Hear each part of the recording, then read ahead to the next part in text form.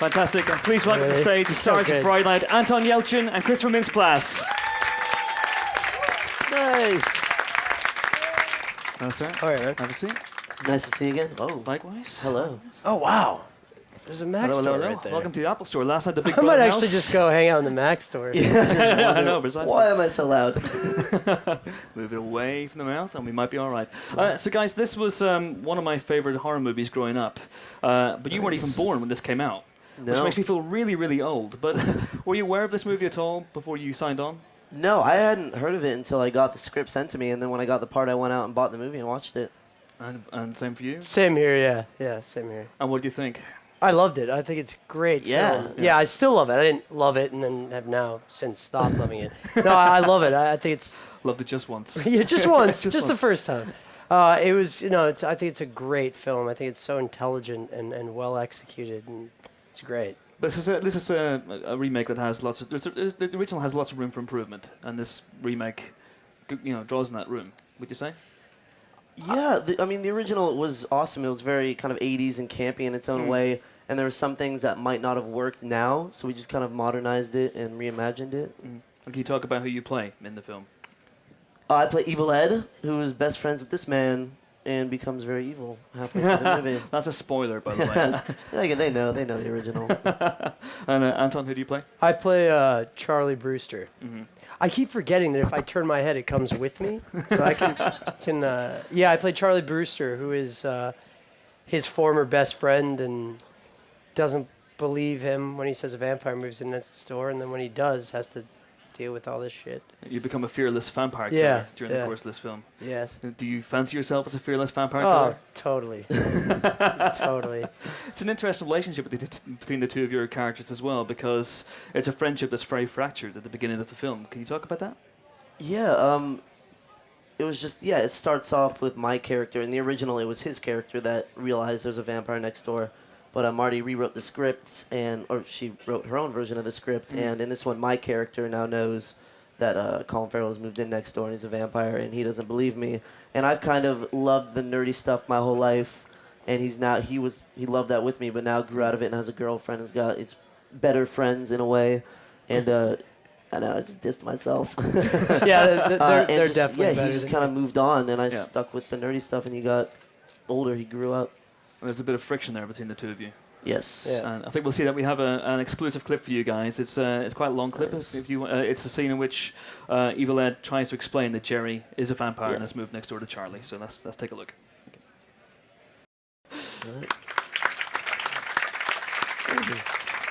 Which begs the obvious question: do you read Twilight? Every novel 17 times. They are good stuff. Yeah. Good stuff, yeah. So what was a cardboard cutout, and what the hell do you have against that cardboard cutout? I just thought, I think it was a Warcraft or StarCraft cutout or something, and I just thought it was a vampire. Silly me. How many takes? With that? Yeah. Like 5 or 6? Yeah, not many, no. I didn't know how that was going to play, but it got some scares in the crowd. I was surprised. Some scares, some laughs, because it's a horror comedy. I mean, is that in your wheelhouse? I mean, how do you play something that for scares and for laughs? Is that very difficult as an actor? I think Craig, that scene's a good example of how he manages that, because it's both funny and when you see the guy pass behind, which wasn't even in the script. I just saw that. Yeah. You put it in. It's always just that. That's just him balancing the elements. Slightly unsettling elements. Yeah, making sure it's unsettling and then neutralizing that with a joke and then coming right back to it. What's the mood like on set when you're doing a scene like that? That was awesome. That scene, there's more to it, but that scene was one day, and it was just me, this man, and Craig just kind of working it out to see what worked and what didn't work, and kind of improvising and figuring out some jokes and to hit the serious points as well. That was really fun. So who was that actually standing in that? That wasn't Colin Farrell, presumably. He didn't come in for 5 minutes just to stand in the doorway. Oh, and then move? Yeah. I think that was CG, probably. Yeah, I think so, too, because I don't even yeah. remember shooting that. No. I did in the post. Sneaky one. Because this film's got a fantastic cast. It's got Colin Farrell, who plays Jerry. It's got David Tennant, who plays Peter Vincent. Imogen Poots, our very own Imogen Poots. It must be amazing to work with people like that in a movie. Yeah, there wasn't one asshole, which was nice. Everyone was really down to earth and super talented. They all kill in this movie. Yeah.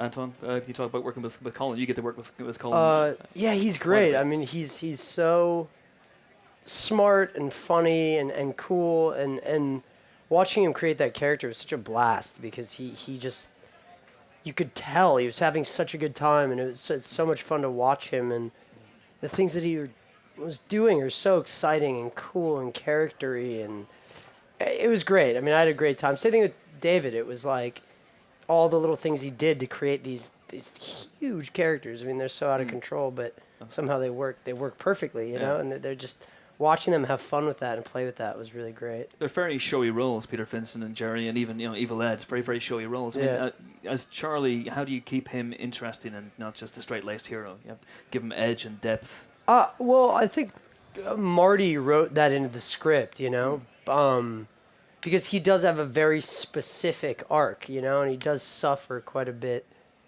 But I think the truth is you kind of have to be that guy. Like, you have to be the serious guy when everyone else is, so everyone else can do their thing, you know? It's like, I mean, I remember shooting scenes with Tennant where he's so funny and so good, and I'm like freaking out, you know? I think like you really cry upset. in like 40% I'm like of this crying, movie. like freaking out and crying, and he's hilarious. But you have to have that, or else it starts to sort of detach itself from reality even more than it already has, because it's a vampire movie. Absolutely. You need someone to kind of ground the story a bit, so you can go, oh, it's actually scary, you know, or something's at stake. Indeed. Speaking of David Tennant, we have a scene with Peter Vincent and yourself. I mean, can you talk about who Peter Vincent is for people who may not have seen the original? He's basically, in this version, Ed mentions to Charley that he's trying to get the help of this guy, Peter Vincent, that runs like a Vegas-style magic show, kind of a Vampire Chris show, Angel vampire type show. And Charley thinks it's ludicrous until he doesn't know where to go, and he seeks out Peter Vincent and says, "You got to help me." And and then eventually he does. Spoiler again, but let's take a look at the clip. Oh no, maybe. Well, does he? We don't know. So, guys, were you big fans of Doctor Who before signing on to this one? Did you know who David? Never seen it. No, Really? seen Come it. on. Are you guys fan? Has anybody seen Doctor Who out here? This is Tennant? Britain, for One goodness person raise their hand. If you haven't seen Doctor Who here, you get thrown in the Tower of London. It's, Oh, really? Yeah, it's treason. No, it's kind of nice that I wasn't familiar with his work, because then you get to work with him on set for the first time, and it's a fresh face, and you get to see in person that he's freaking awesome. And he improvises a lot. A lot. Quite a bit, yeah. keep you on That toes. scene is also That much scene, longer and garlicky hilarious. omelet and Yeah. all of that is him, I think. There's a little rash with his crotch improv before that part. That's great.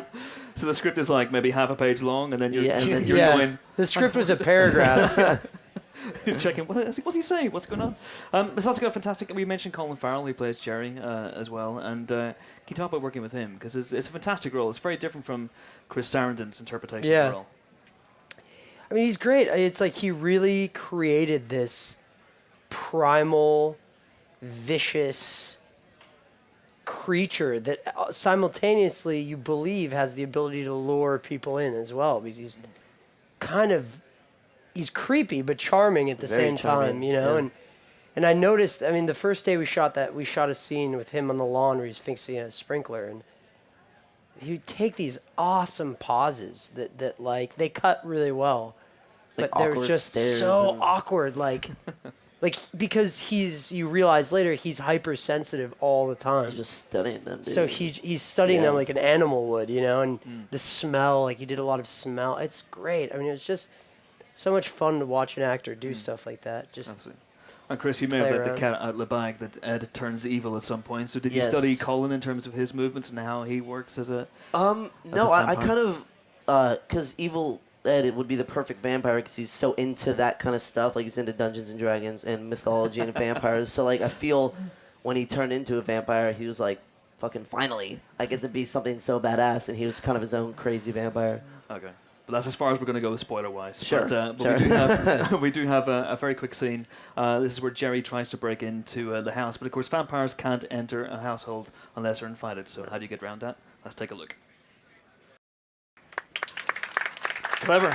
I wish you could see the whole scene. It's so good. Let's go see the movie. Yeah, there you go. You'll be absolutely fine. Were you guys big horror fans before taking this on? Were you aficionados? I love horror. Yeah. The Strangers and The Thing are two of my favorite scary movies. Thing is an amazing film, Yeah. my friend. Absolutely. Anton, were you into that sort of stuff? I'm not a huge fan, but I definitely like it. I mean, it's really no genre that I don't enjoy watching. I'm down, but not huge. You saw, I believe you saw the original Nosferatu. You're a big Yeah, fan of that, yeah, so yeah. your tastes are quite eclectic then. Yeah, I mean, yeah, it's like my favorite vampire movies are like Nosferatu, Vampire, which is Carl Theodor Dreyer movie, and then From Dusk Till Dawn. Now that's a heck of a triple bill. I have to say. So good. Friday night, do that. Right, we'll throw the questions open to you guys now. If you have anything you want to ask either Anton or Chris, put your hand up. We'll get round you in due course. Lady right here. Thank you.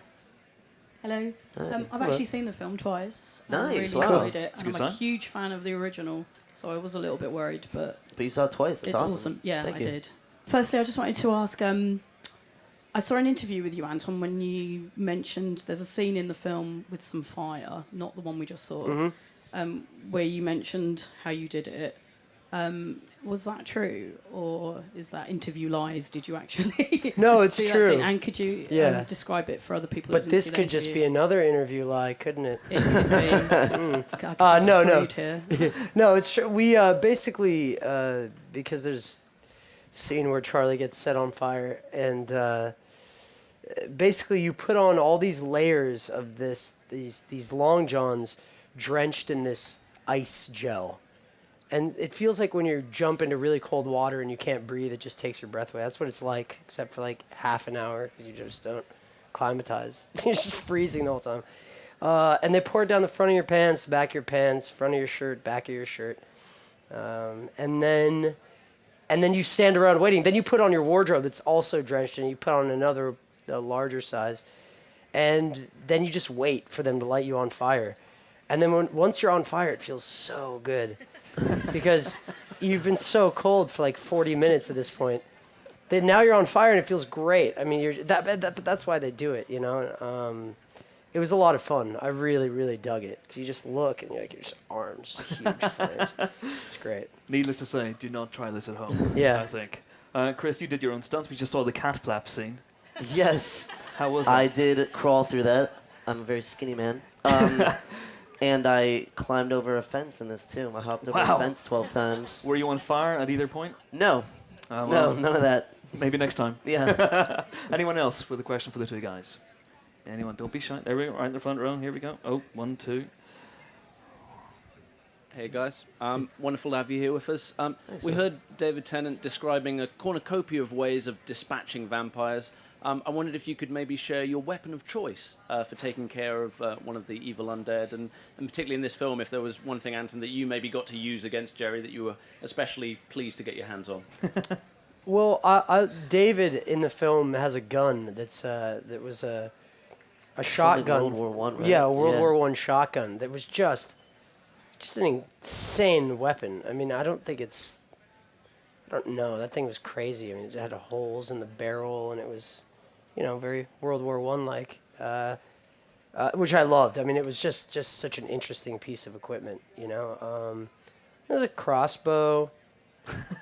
It's like Just a a crowbar. crossbow. It's just- So casual. yeah, a It's pretty crossbow. cool to use a crossbow. All right, I get it. All right. Okay. Yeah. I've also seen it. It's brilliant. you. I was just wondering, who do you think got the better deal? Because Chris got a pool scene with Colin Farrell, and you got to make out with Imogen Poots for the whole film. Who? Yeah. Definitely. We hung in a warm pool together for 2 hours. Talked about our families. It's good stuff. But you were fully clothed at the time. We must, Fully we must clothed. stress that. But it was wet, so it sort of clung to you, didn't it? Yeah. Then someone had to set you on fire afterwards just to cool you down. Yeah, exactly. Any more questions for the guys? Put your hands up. Don't be shy. There we go. Right there in the third row. Thank you. Hi guys. With this film being a remake, what do you think about the large amount of remakes that are happening at the moment in kind of Hollywood and film in general? What are your views on that? I was kind of skeptical when I got the script at first because it was a remake, and I know there are lots of remakes, and I'm not the biggest fan of that. But the script was awesome, and everybody attached was awesome. So yeah, I mean, I guess I can't, now that I'm in a remake, I can't, bash on them because I'm a part of unoriginal Hollywood now. So I'm all for it. Keep them coming. I'll keep being in them. And Anton, with this Star Trek Terminator, you're doing all right. Like your worst enemy. Yeah. Yeah, I mean, I think there are certain things that can be remade, that you can borrow, that you can rejuvenate. I think a thing like Star Trek is a good example because they'd made all these movies and they just wasn't that much fun, and then JJ made something that people enjoyed. I think it's a sensitive thing. It's like certain movies have such a specific cultural and socio-cultural impact and meaning when they come out that you have to be like, I think Marty was really smart with the script because the original was about the changes in the Hollywood genre from sort of classic horror to 80s horror, and now we're looking at teenagers that are oversaturated with knowledge of horror because they're, and everything is accessible to them through technology, and then that bit of horror actually moves in next door, so it's still about the relationship of people to the horror genre, and I think if you can find a way to take something that was important at a particular time and place and reassess it and look at it again and do that intelligently, then I think there's a reason to do that. If you're just stripping the story with no regard for what the original meant and just doing something else, you can also do that, but then you have to be really, I guess, in talking about the film or in promoting the film or in really thinking about the film, you have to be honest about the fact that you're doing that, I guess. I mean... Yeah, dude, that was a great answer. Oh, thanks, dude. Much better than mine. No, I built upon your answer. Oh, okay, cool. Had your answer not been there, I couldn't have done anything. Teamwork, baby. I like both your answers equally, I have to say. I think we've got time for 2 more questions. There was a gentleman also in the third row. If you can, keep your hand up, please. Yeah, thank you. Fantastic. Right. Hiya. I'm just wondering, with Marty Noxon writing the script and obviously her being such a big force behind Buffy, was it quite an exciting thing knowing that you had someone writing or doing a script for Fright Night that had such a wealth of pop culture references in terms of the vampire mythology? Yeah, I think that's why the script was so awesome, is she knew what to do with vampires. She wrote in awesome kills, great bloody scenes. I mean, she knew what she was doing. That's why I love the script. Like I said, I wasn't a fan of remakes, but the script is what sold me. And Anton? I thought that was such a good answer. I hate you. Again, I like both your answers equally. I think we have time for the last question now. Who's going to ask it? No pressure, otherwise it's going to be me. Come Anyone on. else? I think her back there. Who's back? Back there? Giggling in the back? Right? Got a Giggling. Microphone's coming. Here it comes. This had better be good. Did you find it very different acting in a science fiction movie compared to all of your previous movies, which have been kind of comedy and very laid back?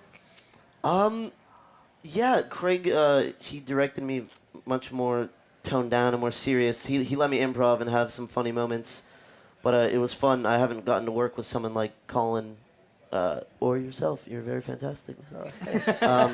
So it's cool to kind of work with this different crowd and a different type of director. It's very cool. Fantastic. And I think that is it. That's all we have time for. I liked all your answers equally, guys. I have to say, the Fright Night is out on Friday, thanks to Disney and Apple. Thanks to you guys for coming. And thanks, of course, to Christopher Mintz-Plasse and Anton Yelchin. Thanks, guys.